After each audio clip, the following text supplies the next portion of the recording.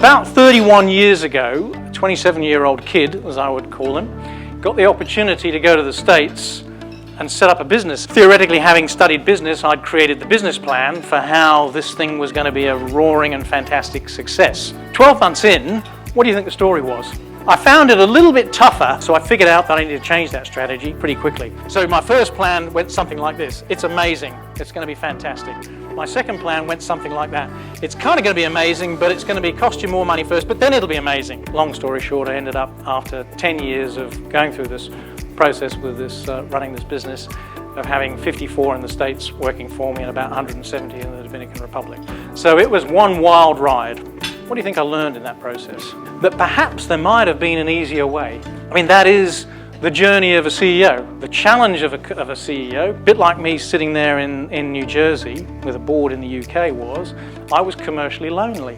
So that forces us at CEOs to be constantly thinking about this transformation concept and to be constantly thinking about how do we become the most agile and the most responsive to change. Because I think you're all here because you are what I call constructively discontent. Everyone in this room, I think, is here partly because you're constructively discontent, but also because you want to have some impact.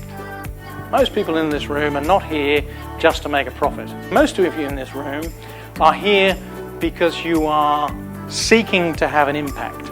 If we always do what we've always done, we're always going to get what we always got. We have to collect ideas, bring ideas in, so that we can be challenged and think differently. It starts with defining the right strategy for your organization. The process that I take organizations through gives them what I call strategic muscle, because it gives them that capability and that ability to be resilient for when times are good and when times are not so good. And this is all about making a business more effective, more resilient. One of the challenges for private business is it's very tough for you to be objective about your business.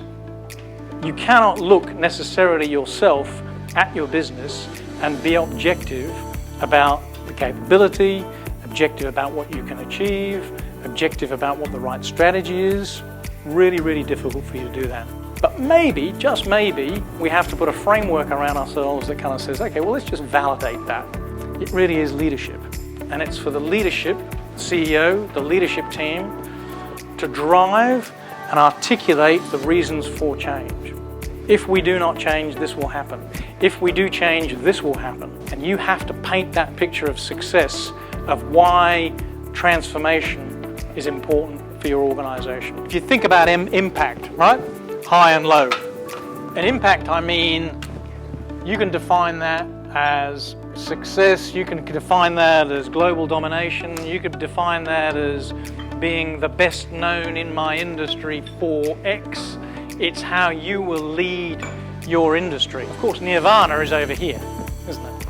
Which is where you're having high impact and high performance. And the outcome of that is you're achieving something, you're achieving that purpose or working towards that purpose, you've got real clarity about where you're going, and you've got that key term which I call resilience. Thank you everyone for coming. Really appreciate your contribution and thinking, and I wish you a fantastic 2020 financial year.